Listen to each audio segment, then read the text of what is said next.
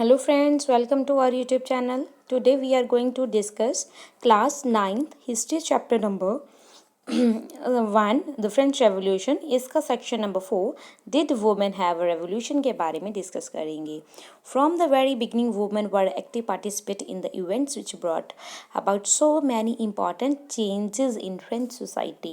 तो वुमेन्स भी पार्टिसिपेट करती थी बहुत से इवेंट्स में जो फ्रांस की सोसाइटी में चेंज लाने के लिए इन्होंने भी बहुत एक्टिव पार्टिसिपेट किया है. They hope their involvement would pressurise the revolutionary government to introduce measure to improve their life. तो वो भाई क्यों इसमें इन्वॉल्व थी? क्योंकि वो भी चाहती थी इम्प्रूवमेंट, अपनी लाइफ में इम्प्रूवमेंट चाहती थी. Most women of the third estate के बारे में तो बताया था ना आपको. जो थर्ड एस्टेट के वुमेन हैं तो उनको बहुत से काम करने पड़ते थे, जैसे कि वो सिलाई का काम करती थी, कपड़े धोने का काम करती थी, फ्लावर्स बेचती थी, फ्रूट्स एंड वेजिटेबल्स ये सब कुछ मार्केट में बेचती थी, और डोमेस्टिक सर्वेंट का भी काम करती थी जो बड़े लोगों के घर में. ज़्यादातर जो वुमेन हैं उनको एजुकेशन प्रोवाइड नहीं की जाती थी और ना तो उनको कोई जॉब की ट्रेनिंग होती थी.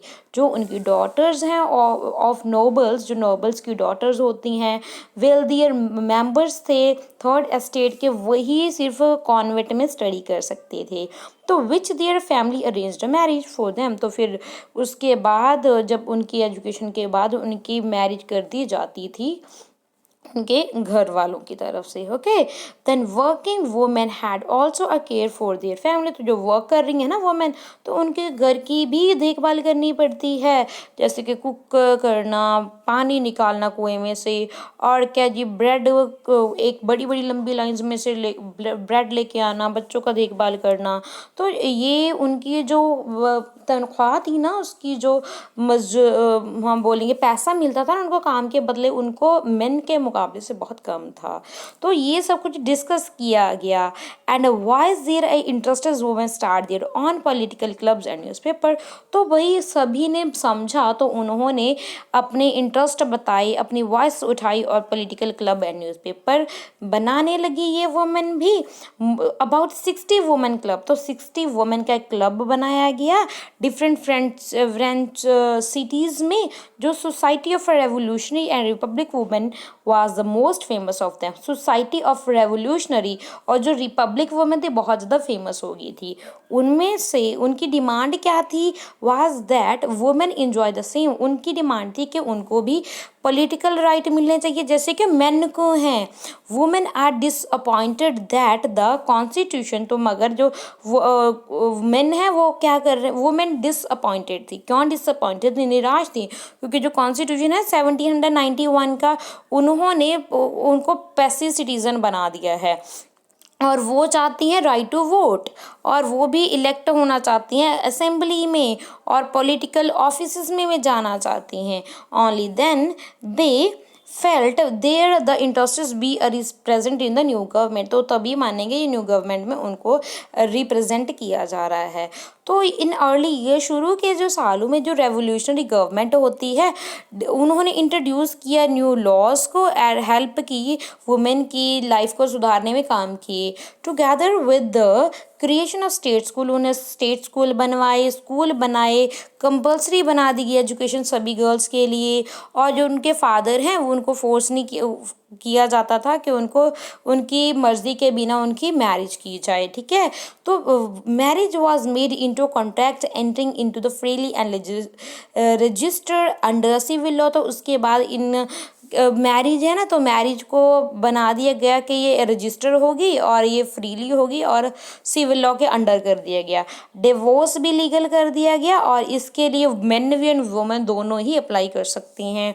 Main could are now train for job. तो वुमेन को भी अब ट्रेनिंग दिए जाने लगी जॉब के लिए, और वो आर्टिशियन भी बन गई और स्मॉल बिजनेसमैन भी वो बन गई. ठीक है, बिजनेस शुरू कर ली उन्होंने.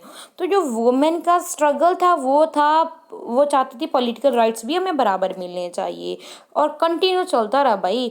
During the reign of terror में न्यू गवर्नमेंट थी, उन्होंने इशू किए law ordering closure of the women club. तो वो न्यू गवर्नमेंट ने इशू कर दिया ऑर्डर के जो ये वुमेन्स के क्लब हैं इन सभी को बंद कर दिया जाए और जो बैन कर दिया जाए जितने भी ये इनकी पॉलिटिकल एक्टिविटीज़ हैं। ओके, तो बहुत से प्रोमिनेंट वुमेन हैं, इनको अरेस्ट कर लिया गया और उनको एग्जीक्यूट भी कर दिया गया। वुमेन्स की ये जो मूवमेंट है voting rights and equal wages, ये बहुत 200 ईयर तक चलती रही। बहुत सी कंट्री में, संसार की बहुत सी कंट्री में the fight for the vote was carried are through an international suffrage movement during the 19th and early 20th century। ये जो ना सभी को मिला है अधिकार वोट का, राइट टू वोट, ये लेट 19th सेंचुरी और अर्ली 20th सेंचुरी में ही मिला है, यूनिवर्सल मिला है। Okay, the example of the political activities of the French women. तो फ्रेंच वुमेन में एग्जाम्पल है पॉलिटिकल एक्टिविटीज़ का, जैसे कि revolutionary years was kept alive in inspiring memory. It was finally in 1946 that women in France won the right to vote. देखो भाई, याद रखना है हमारा देश 1947 को आज़ाद हुआ, तो उससे सिर्फ एक साल पहले 1946 में ये देखो फ्रांस में वुमेन को राइट टू वोट मिला। ओके, तो इससे आप याद रख सकते हो। तो ये इंपॉर्टेंट है सेक्शन ई बहुत इंपॉर्टेंट है, ये मैं आपको बताती हूँ क्या है। The life of the revolutionary women, एक ना रेवोल्यूशनरी वुमेन थी, उनका नेम था ओलंपिए डी गॉग्से। ठीक है, तो ये क्या थी, मोस्ट इम्पॉर्टेंट पॉलिटिकल एक्टिविटीज़ थी, ये रेवोल्यूशनरी फ्रांस में थी और ये प्रोटेस्ट कर रही थी कॉन्स्टिट्यूशन के अगेंस्ट, और ये declaration of rights of the man and citizen as the exclusive women from the basic rights that each human being are entitled to. तो यानी कि सभी ह्यूमन बींग को बराबर माना जाए, बिकॉज वो मानती थी वुमेन भी तो वो है ना, ह्यूमन बींग है।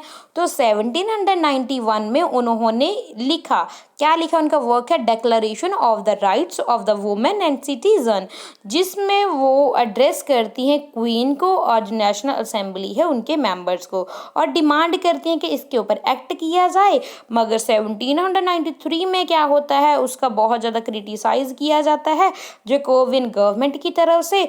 तो फिर उसको क्या, और सभी जो वुमेन क्लब्स हैं उनको बंद करने की इजाज़त दे दी जाती है और उसके ऊपर मुकदमा चलता है नेशनल कन्वेंशन के साथ, उनको चार्ज किया जाता है और उसके बाद उनको एग्जीक्यूट कर दिया जाता है। ओके, तो ये थी, आप देख सकते हो, ओलंपी डी गॉगिस। ओके, तो ये क्या some of the basic rights set forth in the Olympe de. तो ये डिक्लेरेशन में क्या क्या थे उनके, देखो उन्होंने की मांग क्या क्या थी। वो बोलती थी वुमेन भी फ्री बॉर्न हुई हैं और वो भी, उनको राइट्स होने चाहिए, इक्वल होने चाहिए मैन के वजह से। The goal of all political association is the prevention of the natural rights of the women and. तो जो गोल है ना एक पॉलिटिकल जो एसोसिएशन है, वो सभी वुमेन एंड मैन को इक्वालिटी और नेचुरलिटी प्रिजर्वेशन देनी चाहिए, उनको लिबर्टी, प्रॉपर्टी, सिक्योरिटी एंड ये सब कुछ देना चाहिए, ये सभी राइट्स देने चाहिए। जो source of the all sovereignty resides in the nation which is nothing but the union of the women and man. तो यानी कि सब एक होना चाहिए, यानी कि सबको एकजुट रहना चाहिए, यानी कि सबको इक्वल होना चाहिए नेशन में। जो लॉ है वो should be expressed of the journal will express करते होने चाहिए, कोई भी लॉ है सभी फीमेल्स के लिए, सभी मेल के लिए, जो सिटीजन है वो पर्सनली, और नाइदर ये ऐसे नहीं भी एक तबके को ही वो रिप्रेजेंट करेंगे लॉ। तो जो ये सेम होने चाहिए सबके लिए लॉ, जो फीमेल हैं और मेल हैं वो सिटीज़न होने चाहिए, इक्वल सिटीज़न होने चाहिए, सभी ऑनर्स इनको, पब्लिक भी प्राइवेट भी, इनको सभी जो एबिलिटीज़ हैं इनके एबिलिटीज़ के अकॉर्डिंग ही इनको एम्प्लॉयमेंट देनी चाहिए, और without an distinction than that of their talents, और टैलेंट के बेस पे ही इनको एम्प्लॉयमेंट वगैरह देनी चाहिए। इक्वालिटी के ऊपर बात करती थी। No women is an exception, she is execute. तो कोई भी एक्सेप्शन नहीं होता, वो बोलती हैं उनको अरेस्ट कर लिया जाता है, डिटेन्ड कर लिया जाता है और केस चलता है। और women like man obey the regulars law, तो वो भी बोलती हैं भी ये वुमेन भी रेगुलर्स लॉ कर सकती हैं। तो ये बहुत बहुत इम्पॉर्टेंट है। तो जैकोबियन पॉलिटिशियन थे, एक जैकोबियन पॉलिटिशियन जिसका नाम था चॉमेटी सॉट। तो वो ना जस्टिफाई करते हैं क्लोजर ऑफ वुमेन्स क्लब, वो मतलब बंद करते हैं किसको, जो वुमेन्स के क्लब बनाए थे ना उनको ये बंद करती हैं, और उससे उसको जस्टिफाई करने के लिए ये उनकी स्टेटमेंट है। स्टेटमेंट सुनिए ध्यान से। Has nature entrusted domestic duty to women, क्या जो नेचर है, भगवान है, कुदरत ने ये जो घरेलू वो काम है वो मैंने को दिए हैं। Has he have give us a breast to nurture baby, क्या वो बोलते हैं भी हमें आदमियों को क्या ब्रेस्ट दी है हम बच्चों को दूध पिया सकें? नहीं, शी सेड टू मैन, तो वो मैन को बोलते हैं, ठीक है। बी ए मैन, वो बोलते हैं बी ए मैन हंटिंग, हमें मैन बनाया गया है, हमें शिकार करने के लिए, एग्रीकल्चर करने के लिए, पॉलिटिकल ड्यूटीज, ये हम किंगडम में सब कुछ संभालना, ये हमें कुदरत ने ये बनाया है। तो वुमेन को वो क्या बोलते हैं, वो बोलते हैं बी अ वुमेन, आपने वुमेन बनना है, हाउस होल्ड काम करनी है, स्वीट ड्यूटीज करनी है, माता बनना है, ठीक है, ये सब कुछ टास्क करनी है सिर्फ आपने। शेमलेस है उन वुमेन के जो मेन बनना चाहती हैं और अपनी जो वो हैं, have not duties been a fairly distributed, तो क्या जी ये जो इनकी ड्यूटीज़ है वो अच्छे से नहीं कर पाएंगी अगर वो इनको ये राइट्स दे दिए गए। तो ये उनका क्लेरिफिकेशन बोल सकते हैं, जस्टिफिकेशन है जैकोबियन पॉलिटिशियन का, इसके प्रति जो इनका डिक्लेरेशन था इनका ओलंपी डे गॉगस का। तो ये पार्ट हो गया है complete. The abolition of slavery को नेक्स्ट पार्ट में डिस्कस करेंगे। Thank you and God bless you.